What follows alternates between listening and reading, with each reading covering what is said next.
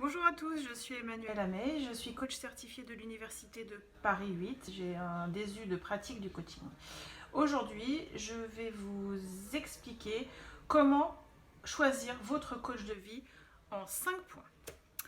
Tout d'abord, pour choisir votre coach de vie, vous devez faire attention à la formation du coach. Et pour vous garantir qu'il a suivi une formation riche, vous pouvez demander s'il est certifié. En France, il y a un peu plus de 6000 coachs. 2000 uniquement sont certifiés. C'est complètement différent d'avoir choisi une école en 3 jours sur Skype et une formation sérieuse d'une année avec des heures de pratique, de la supervision et un développement personnel. Donc ça, c'est le premier point, demander la certification du coach. Il y a donc différentes écoles qui se valent, mais c'est important de demander la formation du coach. Deuxième point, c'est une vidéo artisanale. Je n'ai pas la prétention d'être une actrice. Donc, deuxième point, la déontologie. Un bon coach de vie a et signe une charte de déontologie. Il y a différentes associations de coaching qui ont chacune rédigé une charte qui sont relativement similaires. Dans cette déontologie doit figurer plusieurs points, notamment la garantie du secret professionnel. Vous comprendrez bien que vous n'avez pas du tout envie que vos histoires personnelles sortent partout, donc garantie du secret professionnel.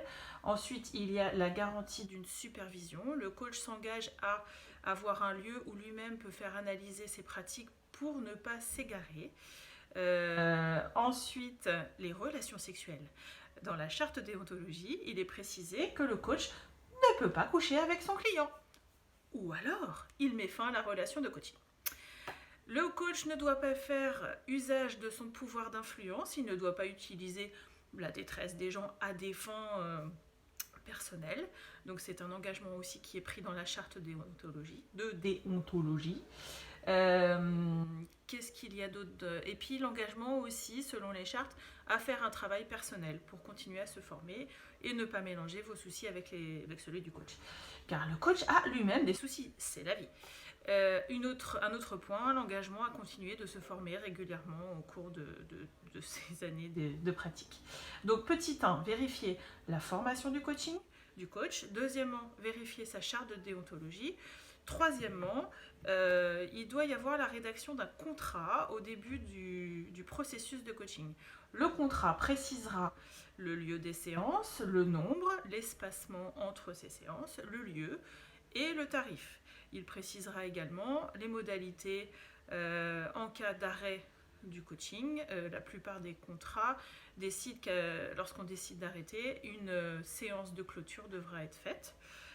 Et puis les modalités en cas d'impossibilité. Est-ce que vous devez payer la séance que vous annulez en dernière minute? Est-ce que vous devez prévoir 48 heures à l'avance? C'est aussi précisé et doit être précisé dans le contrat. Petit 1, la formation. Petit 2, la déontologie. Petit 3, le contrat. Petit 4, vous pouvez aussi demander quelle est l'approche du coach. Il y a différentes approches que sont par exemple, parce qu'il y en a beaucoup, la systémie. Donc un coach systémicien va davantage orienter le coaching sur la relation entre les gens. Quand vous êtes dans un travail, quand vous êtes dans votre famille, vous constituez des systèmes et ce qui peut dysfonctionner, c'est la communication entre les différents éléments du système. Le systémicien va s'attacher à regarder la communication entre les gens, les interactions entre eux, davantage que la personne. Ensuite, il y a les thérapies cognitivo-comportementales, c'est pas simple à dire, les TCC. Donc les praticiens en TCC, donc en CCC, coaching cognitivo-comportemental, va beaucoup s'orienter sur l'atteinte d'objectifs, définir ce qui vous empêche d'avancer, décortiquer tout ça.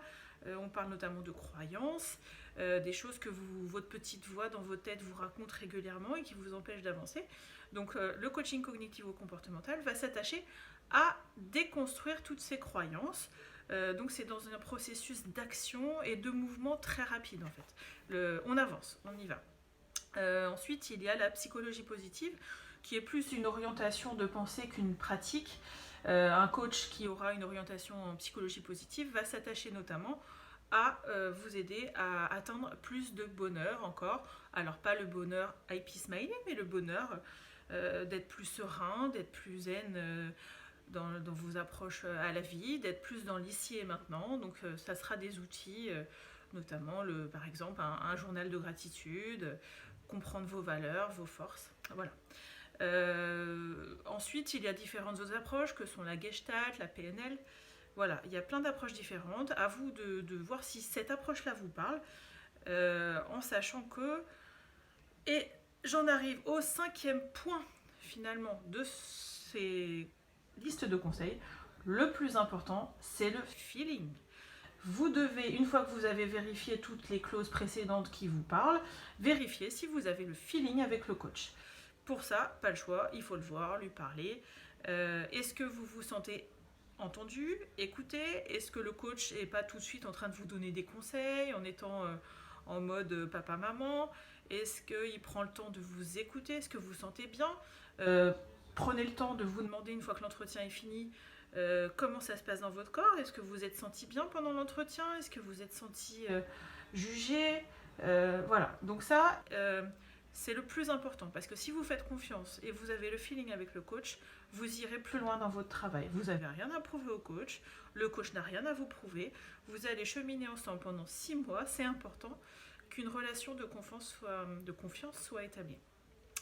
Donc voilà, comment choisir son beau coach de vie. On a dit, petit 1, vérifier sa formation. Petit 2, lui demander quelle est sa déontologie. Petit 3, sa pratique du coaching. Petit 4, la rédaction du contrat. Et petit 5, est-ce que j'ai le feeling? Voilà, j'espère que cette vidéo vous a été utile. Je reviendrai sans doute avec d'autres thèmes parce que je dois dire que ça me passionne. À bientôt!